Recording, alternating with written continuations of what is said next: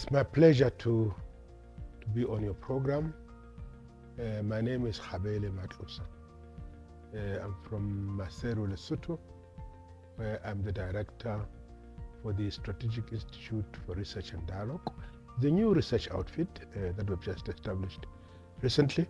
But I also importantly sit on the board of the Center for the Study of Violence and Reconciliation, which is based in Midrand, South Africa, and also a visiting professor at the Center for African Diplomacy and Leadership at the University of Johannesburg. And also importantly, I'm linked to the Institute for Pan-African Thought and Conversation as a senior research fellow at the Institute. So it's my pleasure really to be part of all these institutions and also to talk to you guys today about an important event which is continuing. I think we're finishing today, in fact, here in Sandton, Johannesburg, South Africa.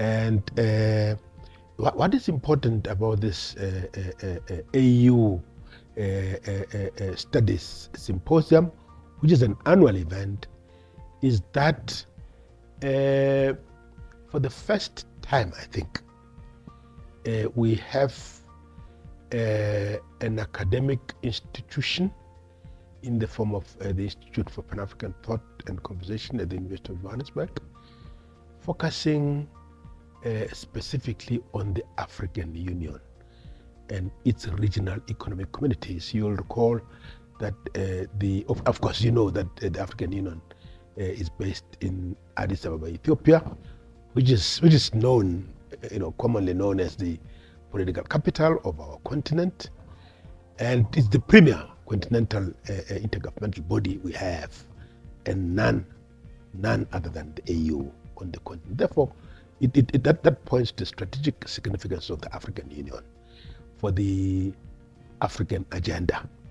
And you'll recall again that we have the Agenda 2063, which is the Africa we want, which was developed in 2013 when the OAU African Union commemorated the Golden Jubilee, which was 50 years of the continental body, its existence since 1963, and transforming into the African Union. Remember that 63 is when we established the Organization of African Unity in Addis Ababa again. That is the OAU. But then it was transformed, of course, with the global changes, and that also affected our continent. It was then transformed into the African Union in 2002 here in South Africa. It was the founding conference summit happened in Durban, South Africa. So what I was saying is this initiative of the annual AU Studies Symposium, it's an important initiative. In that for the first time, the intellectual community, the think tanks, civil society organizations are beginning to have a focused attention on the African Union and how best to assist the African Union achieve its vision of a united, integrated, prosperous and peaceful Africa, driven by its own citizens and playing a dynamic role in the international community, the international arena, rather. And the AU also works together with its regional economic communities. Remember, 8 of them across the continent, including SADC, ECOWAS. SADC is Southern African Development Community. ECOWAS is the Economic Community of West African States. East African Community, IGAD, that's the Intergovernmental Authority on Drought and Development, and of course COMESA, the common market for Southern and Eastern Africa, and in the north we have the Maghreb Union, and there's the others. So that I was just giving an example. That these are now the building blocks of the African Union. So it is important, therefore, to have a Pan-African conversation. It's important to have a Pan-African conversation on the African Union, its past, present, and future. And this is what this symposium actually is doing, and it has been lagging. It has been lacking up to now. So they're really, what's the word? Opening an important and new pathway of how best to assist the African Union achieve that mission, that vision of a united, prosperous, and peaceful Africa that we want, and using the Agenda 2063 as a lens, basically, because the Agenda 2063 with its seven aspirations, gives us a common agenda of how best to advance the African continent from the state it is in now to our imagined, and better place of the continent for the sake of its citizens. It's important, and I want to emphasize this, for the sake of its citizens. And this is what this symposium is actually doing. And to say Africa for Africans, first and foremost, we're not necessarily saying de-link from the world. No, we're saying make the African condition better, so that Africans feel proud and their dignity is assured. It's important to emphasize this point because I don't know whether you know that in the whole world, the richest continent, by the way, the richest continent in terms of natural resources is Africa. There's no question about it, it's Africa. But the irony is this, and we normally, in our popular discourses, we call this the African paradox. The irony is this, that despite our natural richness, or our rich natural resource endowment, globally, poverty is more pronounced in Africa. Isn't that an irony?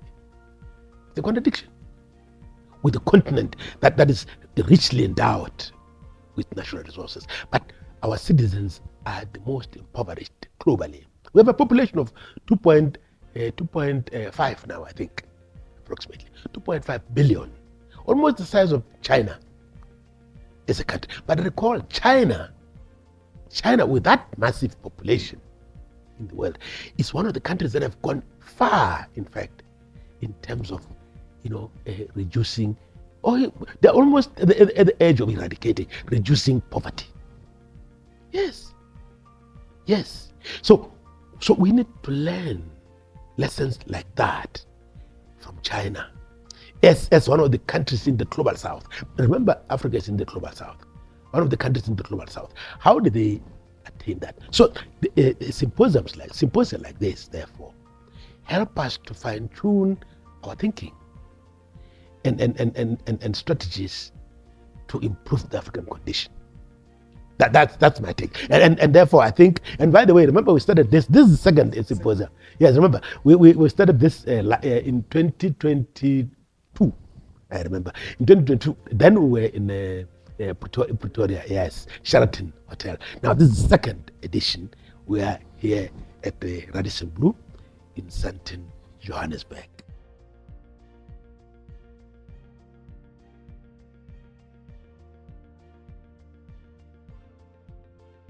This is fundamental.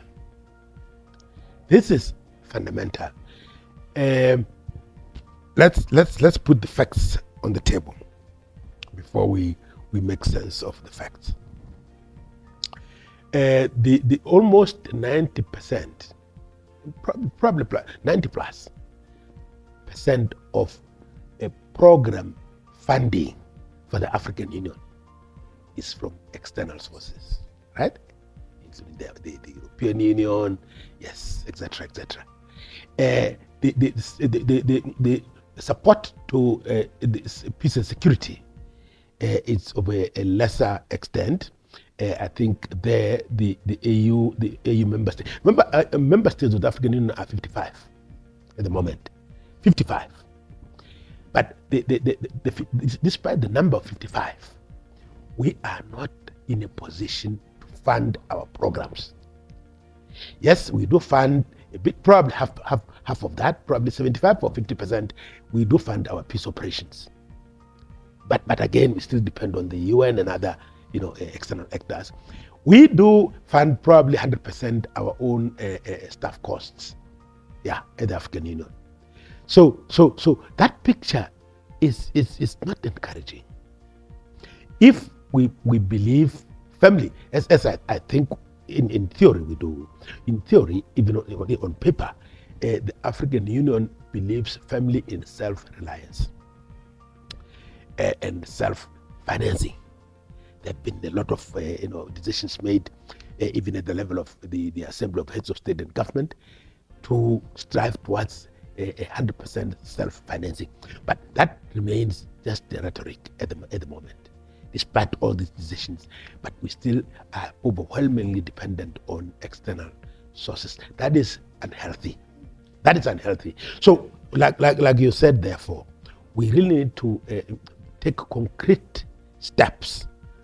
If we are going to realize this Agenda 2063, the Africa we want, which is the development blueprint of the continent, it's important to take concrete steps to ensure that at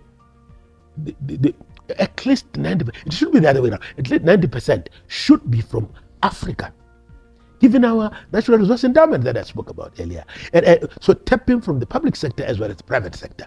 And in Africa, we also have a high net worth individuals who are philanthropists. Take Dangote, just as an example. Take Dangote from Nigeria, okay?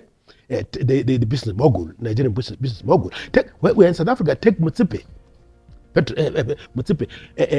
So there are many of them. There are many of them in Egypt, in Morocco. They're all over the place. How do we harness that wealth? And these people have generated this wealth in Africa. So what can they give back for the continent's benefit, for development, for peace and security, for stability? I'm sure if they're approached, they can find a way of contributing. So I think there's need for some effort to be made to approach these individuals, but also for governments themselves to commit to, it's such a pity. Some of the countries even yearly subscriptions, mere subscription. It doesn't show commitment towards Pan-Africanism. I'm not painting a pessimistic outlook for nothing. I mean, it's a reality. I was there with the African Union for years, so I know this.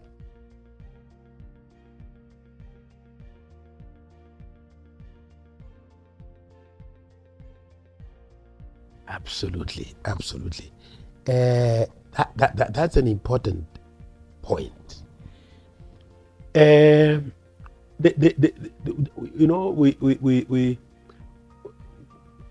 We've started the process at the African Union of reforms, and at the heart of these reforms that are still ongoing, the focus, or rather the consensus emerged that let's not do too much with less resources.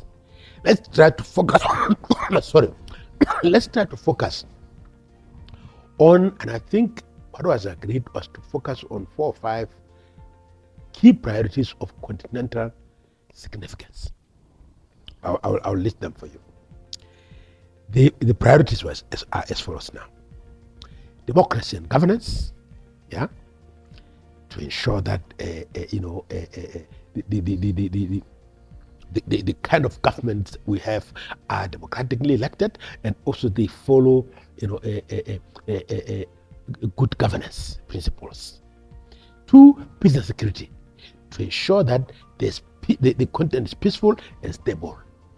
3, it was socio-economic development, to ensure that the integration that we strive towards also benefits all and sundry. Nobody is left behind. So in particular, ordinary citizens. Finally, it was the issue of positioning Africa globally such that it plays its a rightful role in the global arena, and that the African image is also enhanced on the global scene. Now, for me, I think that one of the flagship projects of Agenda 2063, actually two. The flagship projects of Agenda 2063 are all in all 13. And that's too much. That's a lot. So we have to prioritize. And the two that come to mind in terms of prioritization are the African Continental Free Trade Area, and we have just established an office for this in Accra, Ghana. But that free trade, because that's movement of goods, services, and capital. Yes, it has to go hand in glove with another flagship project of the Agenda 2063, which is free movement of persons and the African passport. So that also exists. But here is the conundrum. Here is our problem now. Between the two, member states of the Union seem to give pride of place to the African Continental Free Trade Area, almost at the expense of the free movement of persons and the African passport. And recall that in 2018, a protocol was signed, a protocol to the treaty on treaty establishing the African Economic Community, the Abuja Treaty, on free movement of persons, the right of residence and the right of establishment. That was adopted in 2018, together with a roadmap, implementation roadmap in 2018. Yeah? And after the adoption, we went a step further to even develop the African passport that was designed. It is in three parts. The diplomatic passport is red, the official's passport is blue, and the ordinary passport is green. That is done. But now the whole design and the whole protocol is just there, gathering dust. Yeah? And there's no implementation. As we speak, out of 55 member states, only 4 have ratified the protocol. So it has not yet gotten into force because it requires 15 ratifications, but only 4. That shows you the level of political commitment towards a meaningful integration and unity of the continent.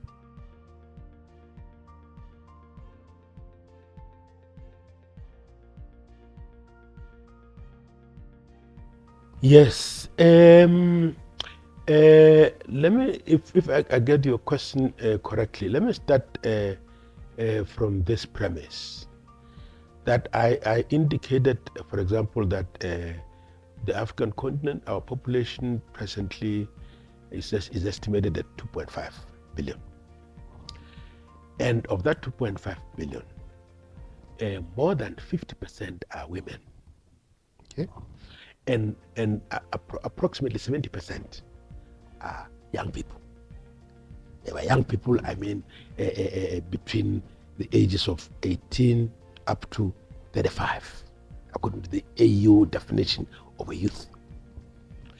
Now, the agenda for integration and unity will be meaningless if it does not prioritize these two social groups.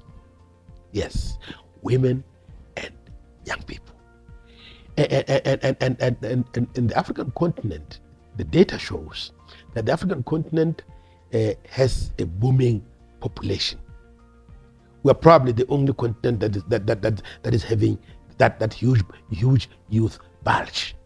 And the youth bulge should be taken as a resource, not a burden.